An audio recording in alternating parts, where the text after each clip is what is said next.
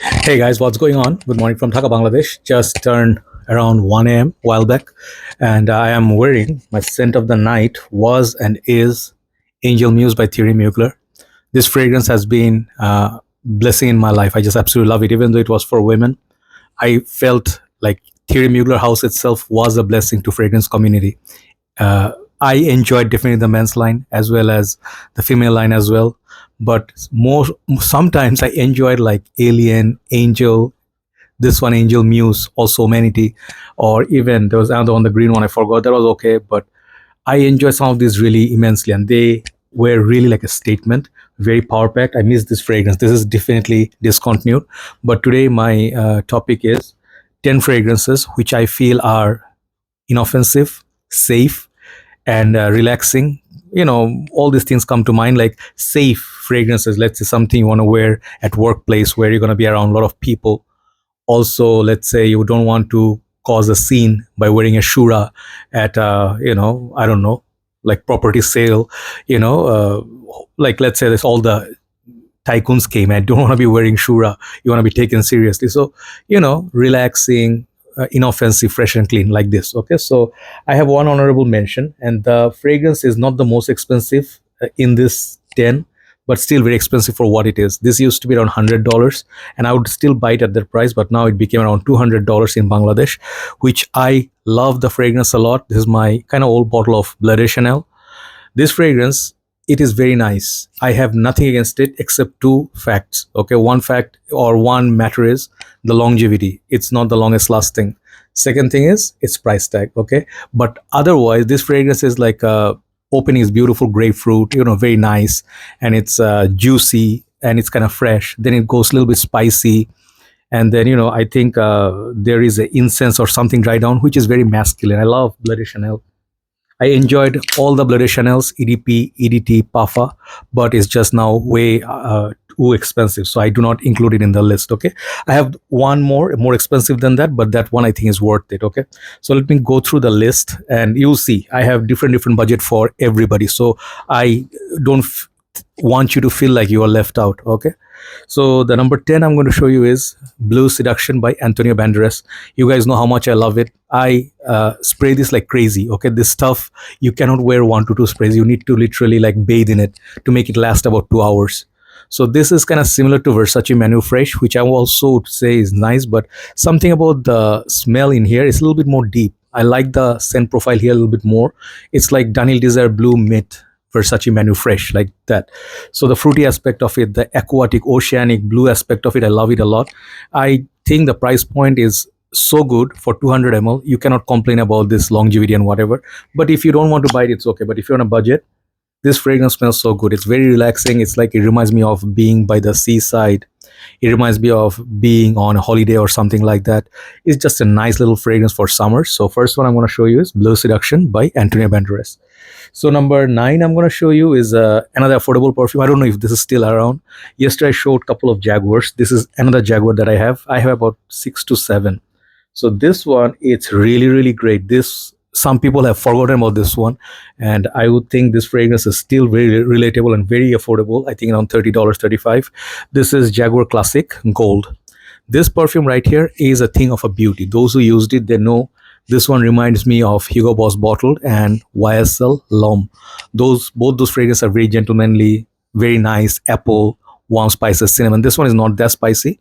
It's more of a sweet apple scent, a little bit of a musk, woody, floral. Okay.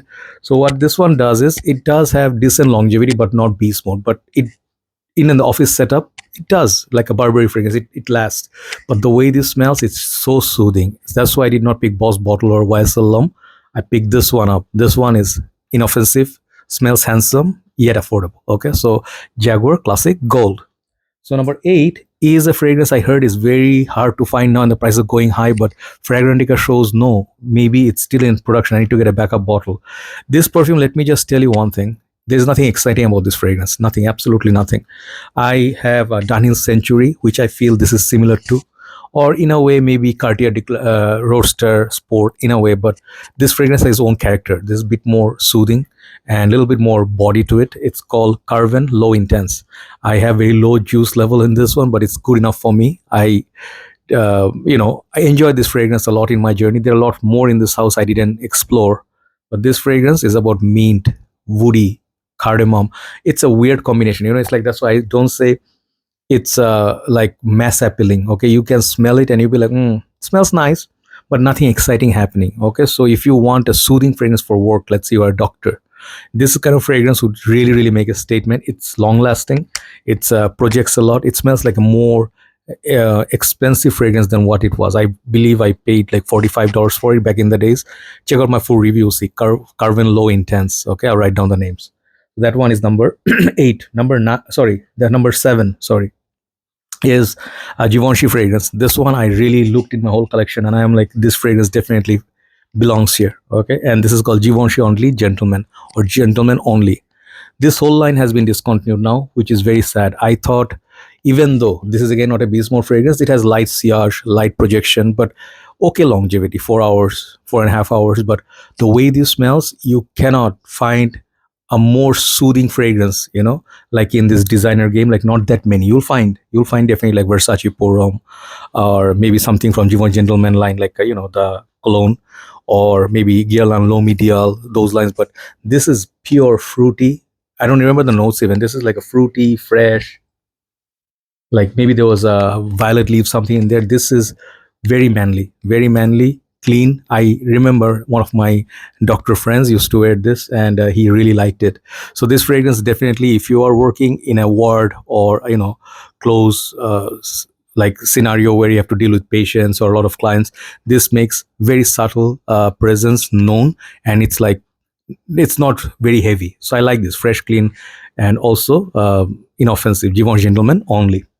So that leads me to number 6. Number 6 is a fragrance I definitely picked it up with full, confidence, because this fragrance does relax me a lot.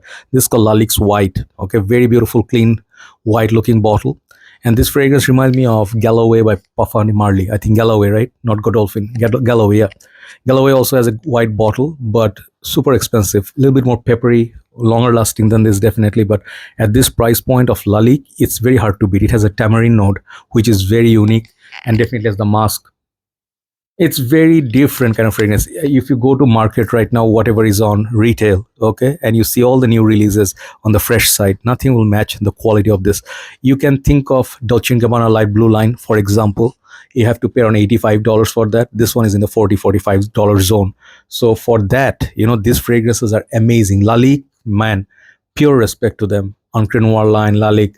I think there are a lot of Insomnia. I forgot the other ones' names, but whatever Lalique that I tried, they really smell great. Okay, so Lalique's, this is white. Okay, great inoffensive fragrance. So now the other white bottle is the most expensive fragrance here. Today I have about maybe 5 ml left. It's a very old bottle of mine. This is a 120 ml vintage version of Creed. This is Silver Mountain Water. It's a very angelic looking bottle. And these bottles with a straight neck, I have in this bottle, I had all the fragrance of Creed. I never bought the 100 ml versions ever. I either bought 75 ml or 120 ml back in the years when they were still available at very good prices. This one back in the days were only about $160.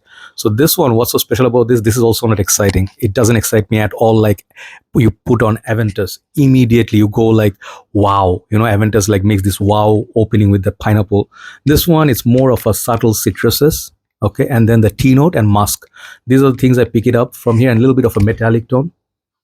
Man, this fragrance, there are a lot of dupes of it, and they also smell good. Okay, there is a Rehab. They have made, I think, Rasasi, Enteba, and then Always Someday. You can try all the dupes, which are affordable version of it, but when you smell deep down and you wait for the dry down, that Creed's magic. I did not buy all the Creeds in one day. I bought and I sold off some, like Royal. Is it Royal Wood?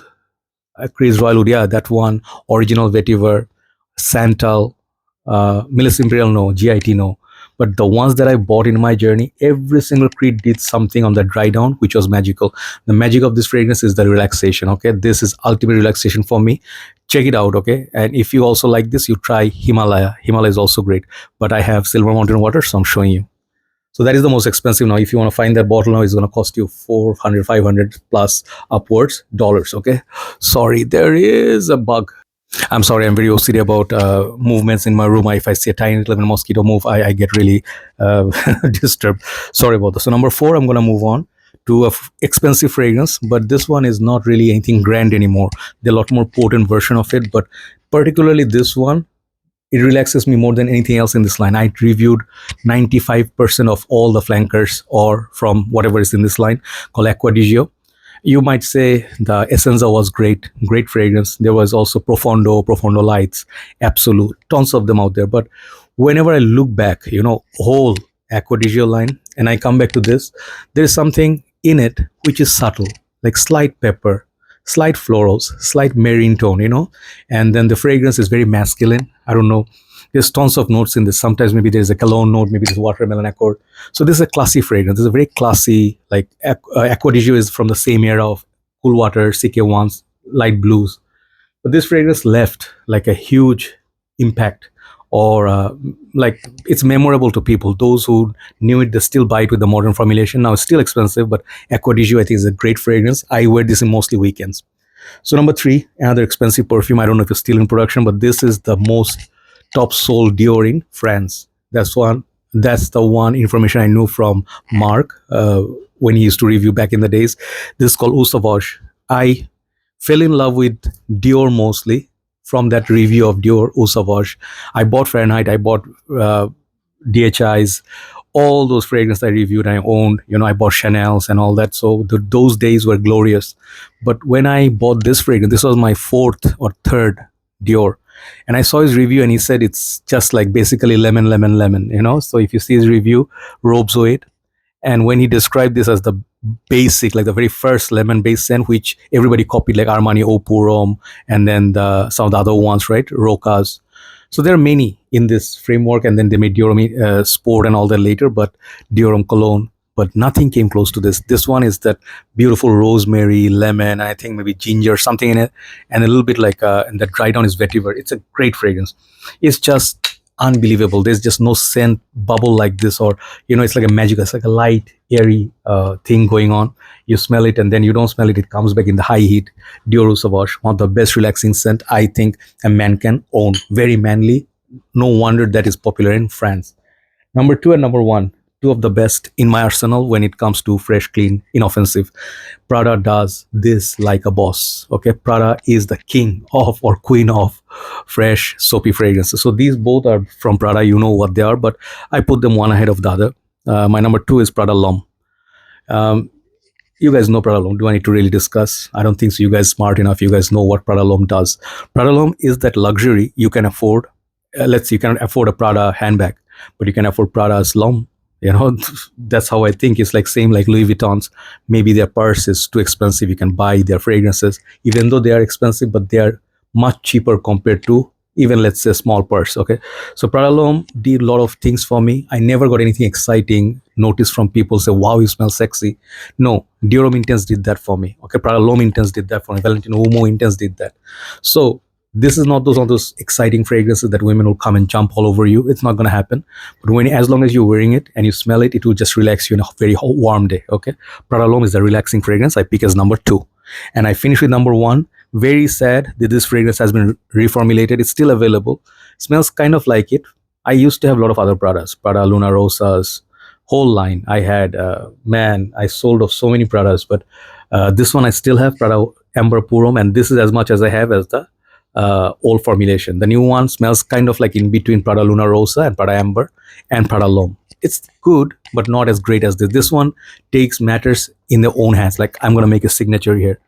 First time I smelled this, I had this small sample when I purchased some Chanel perfumes from Malaysia, KLCC. The lady gave me like 6, 7, 8 samples, and I smelled this. I saw the juice. Something happened. This one and Amen, I fell head over heels. Man, those two perfumes, I really wanted a bottle. I saved them, saved money, and I bought this one and Amen. Amen is more of a winter, dark coffee scent. This one is like a sharp, amber, kind of spicy, masculine, soapy scent.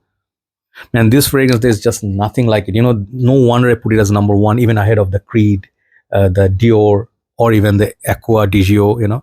There is a reason. This is the king in my world. This one rocks my world. I really wish I can find a backup bottle so I can cherish it forever, right? So number one today is Prada Amber Purum. Check it out and try it if you can find all formulation. Ask the community if anyone has a for one for sale.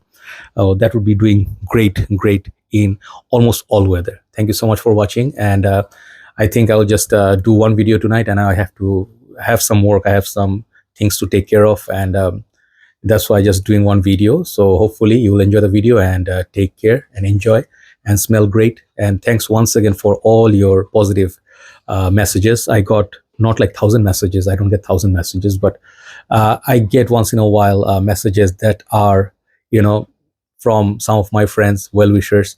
And when I'm feeling like particularly not okay, I try to motivate myself. So this is one area of my strength. This is my family. You guys are my family. Okay.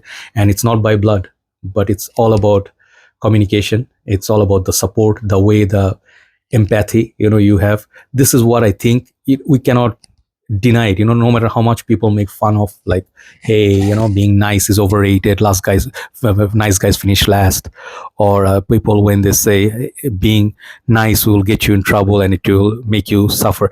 I don't think so. It will sometimes make you regret if it's the wrong person, but good people always appreciate kind gestures, and I definitely believe there's nothing above kindness in this world. The only thing that will keep this world intact is kindness.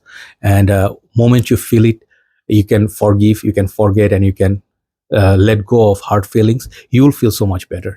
So I train myself. I am trying to have a very positive outlook towards life. Okay, so keep me in your prayers, and also take care, and be positive every day. Every day is a new day. Take care. I'll see you soon. Bye bye.